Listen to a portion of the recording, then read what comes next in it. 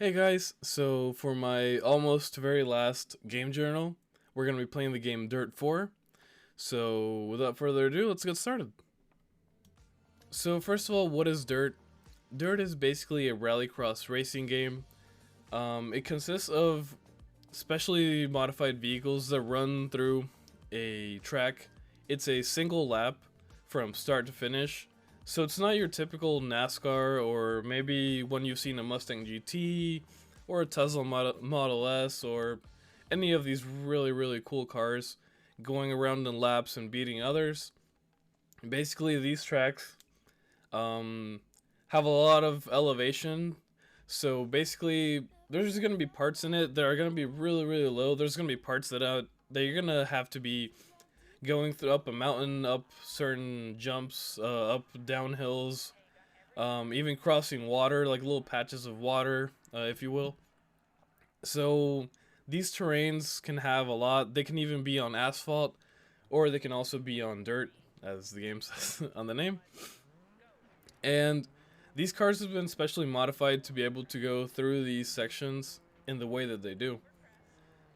These cars, one of the biggest differences between them and one of the supercars or one of the racing more lap-wise racing cars is that the gear shifts in the rallycross cars come in shorter distances, meaning that whenever you shift to first and then to second, the amount it takes for the gears to be able to do that change efficiently is really short as compared to the other ones, meaning that we're going to get a higher acceleration in a smaller amount of time, but the total amount of the top speed for this car is going to be way lower than a NASCAR or supercar. So the ones that you're used to seeing maybe on TV, they'll go up to way more than 200 miles per hour.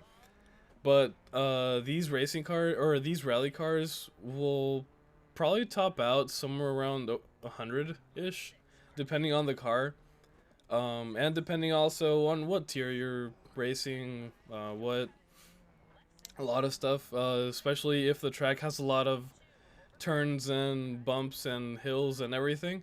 You're not gonna be wanting to go 200 miles an hour on a very sharp turn or on a really high hill that you don't know what's coming next.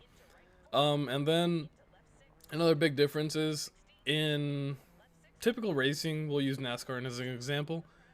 You don't have a co-pilot, you just have a headset and they talk to you, tell you maybe some information that you need to know about the race. Um, in Rallycross, you have a co-pilot that sits physically next to you, and they basically have the entire course mapped out for them. And then their entire job is to tell you, hey, a turn coming. They're gonna tell you how sharp this turn is, and in which direction it's coming. Also, what's coming ahead of that turn and what's coming ahead of it, etc. And that's basically the biggest difference between these two types of racings.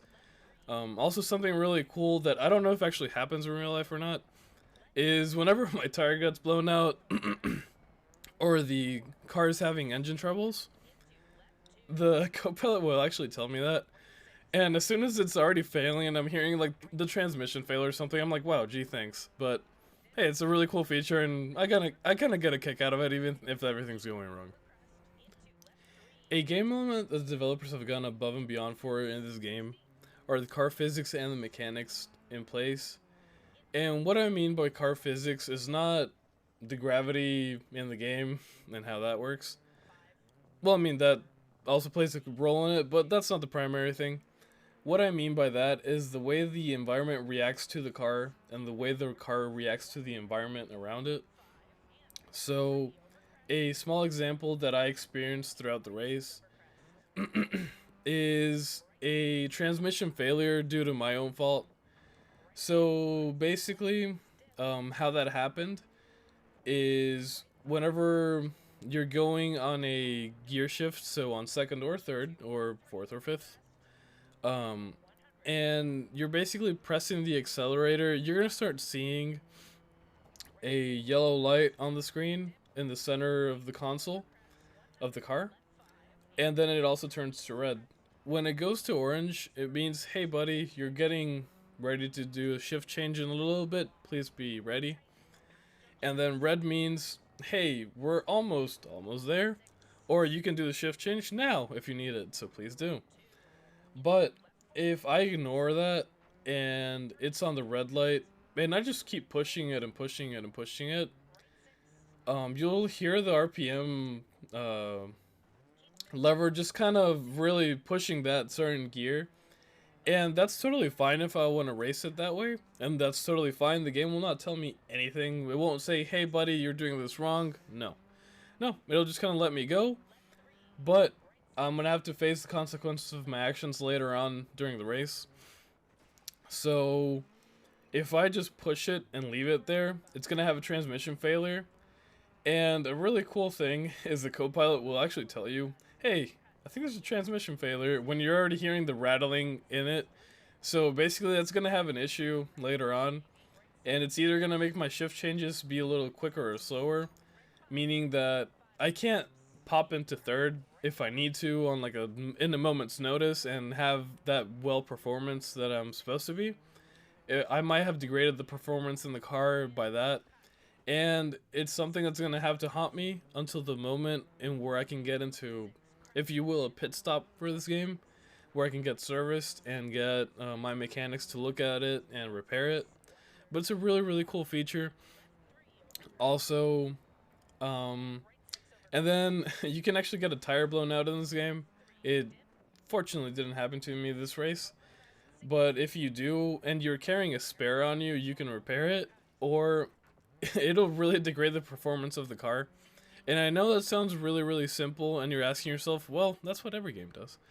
Yeah, but this game just does it really well, and it doesn't really pop the tire based on, hey, there was a nail in the track. No. It pops it sometimes by the force of the impact you did on something. So, in real life, and I've experienced this before, please don't do this at home. If you're going fast enough and you hit a curve, the tire will actually pop. Not that it'll explode, it'll just lose the pressure from the amount of force it took. So it's a really neat detail amongst a lot of other things we can go on for hours and hours. But these small details really make a world of difference in the game, and they really make the experience so much better.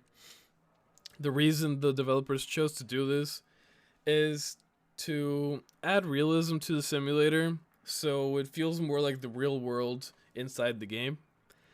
And the primary reason they actually did this, and the reason they did such an insane amount of detail on the cars and the way everything behaves, is because back in the day when Gran Turismo was basically the top tier racing game, they were looking to make competition for them, but they didn't want to be just that basic racing game. Nobody's gonna remember that basic copy paste that everyone was doing. Not everyone was doing, but so that it could really differentiate itself and branch out from the other ones that existed at the time.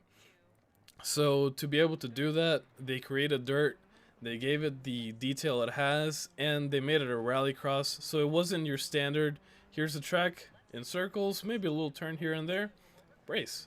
No, these are really, really different types of tracks. And in regular racing, you can basically push the accelerator, and as long as the car's not going over a limit on the turn, you're gonna be able to make it, no problem, no sweat. You don't. The only thing you really have to think about is making the shifts correctly, because that's what really affects the other types of cars. In this one, there's a lot to take in. There really, really is, and I'm not gonna go into too much detail. If it's something that really interests you, I would highly suggest looking it up, maybe even purchasing this game, testing it out for yourself. But a small thing is on lower gears, it's easier to make the turns, as it is in every car, obviously. But it's in the game, it tries to teach you when you're pressing the accelerator, it'll make the turn a lot sharper, a lot like it'll make it a lot tighter. And if you let it go, it'll let you actually drift a little bit if you do it right.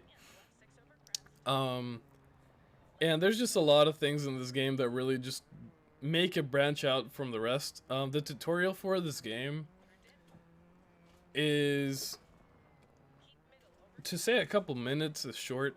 It's a lot of lessons that give you a built track to train on, and it'll let you replay that video over and over as much as you need, and take notes, and even see it from the driver's perspective of when the changes are in the gear, when he's pressing the accelerator, blah blah blah. So it's a more in detailed course that you need to be able to do this right. But I went on a little bit too much on that. And then something I would do differently in this game to change that game element would probably be to add customizations to the cars. And by that I don't mean I want to make them pretty. Yes, I do. But I want to be able to remove the spoiler on it, which is basically that little wing that sits at the back of the car, or add a bigger one. Add maybe 5 of them if I want to. Well, not that many, but add more. Be able to change what the grip is on the wheel, even though they're kind of the ones that they have in place right now are the ones that are meant for the racings. But it'd be cool if I had more options for that. Maybe the type of cooling the engine's gonna get, um, the transmission type, stuff like that. The way the engines are built, that defines also the transmission and how many gears it can go into. It'd be a really cool thing if I could be able to edit that too. Maybe how hard the springs are in the car is whenever the car is going and it receives an impact, so it's gonna go to like down a hill or hits a bump or something, the shocks will retract and will basically like absorb the impact for the car, so it doesn't so you don't feel it directly, and so it doesn't kind of stress the body out for the car. But it'd be really cool if sometimes I could make that harder or softer, if I could edit that. And then the physics of the game would be able to react to that too. So that would add even more possibilities of what could happen. And sometimes I'll lose a race by 0.10 seconds or the tenth of a second to someone. But maybe if I had that wing, had that more downforce to the car, then maybe I would have been able to take that jump a little bit quicker, a little bit better.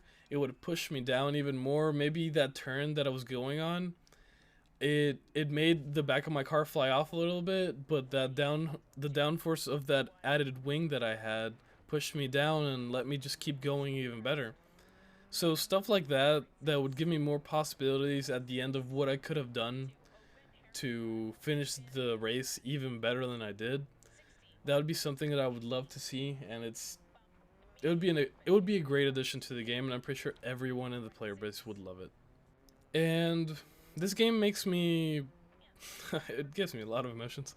It makes me feel really, really, really happy when I know I understood the training that I took in the game, and I understood that mechanic perfectly, and I was able to make that drift, make that turn, make that jump really well, knowing when to shift change really well, and I beat that other guy by the tenth of a second just because I know I did that right. It makes me feel overwhelmed with happiness that I got first place because of the actions that I took, because of the training that I really, really took time to master and understand.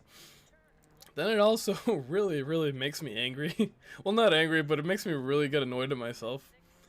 When I know I could have done that turn better. I know I should not have been doing that so fast. I know I should have done 1,000 other things I could have done. But I chose to do it the way I did, and I hit a tree. I went off the track. I took that turn too sharply and hit the side of it. I didn't listen to my co-pilot like I was supposed to. I didn't trust into the co-pilot's reading, so basically, he said left turn, right turn. Sorry, my pets. He said left turn, right turn, a really sharp one on one of those. But in my mind, I'm just thinking, okay, there are gonna be 2 turns, but I don't take into account the sharpness of them. So I'm not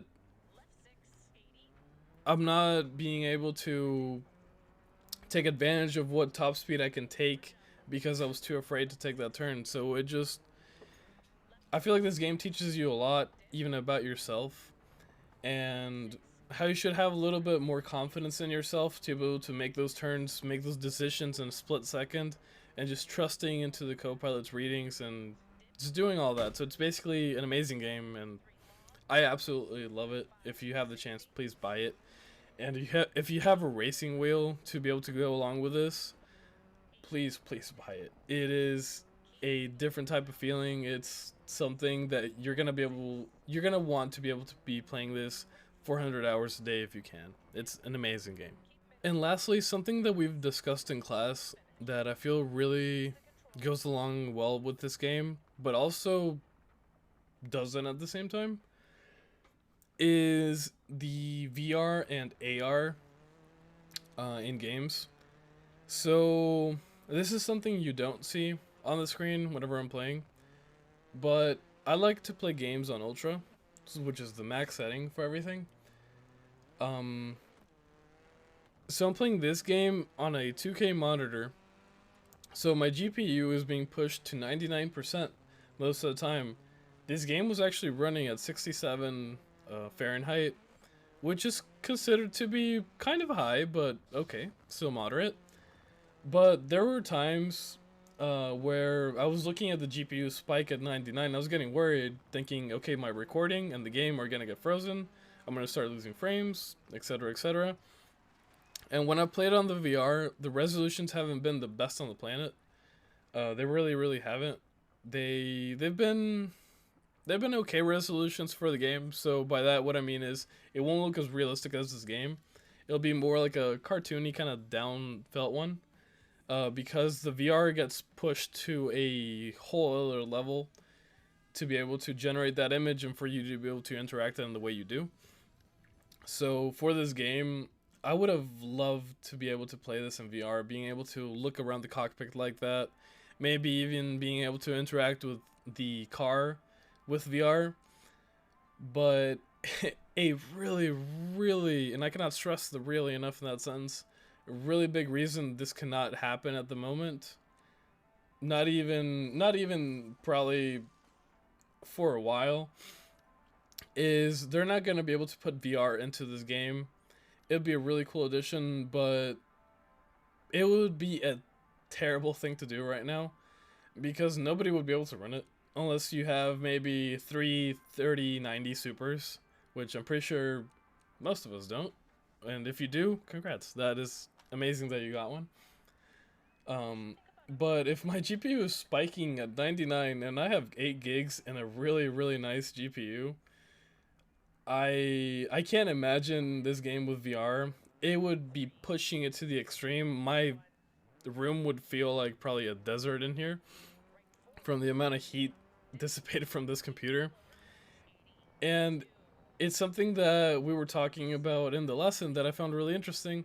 That the reason why VR hasn't been able to expand and grow so exponentially, just like a regular video game, is the technology limitations that we have in everything today.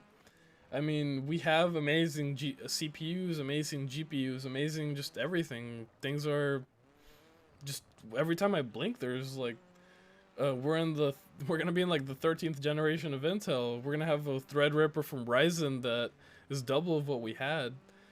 But there's always gonna be so many limitations, either being from the amount of money it takes to be able to make the system, the research for it, and an even bigger thing is how the person's gonna be able to play this, because I can't put on the VR headset and play play with a racing wheel at the same time. Because if I don't see the racing wheel and I really just lose focus of where it was for a second, because I had to move or something, it's gonna cost me the race entirely.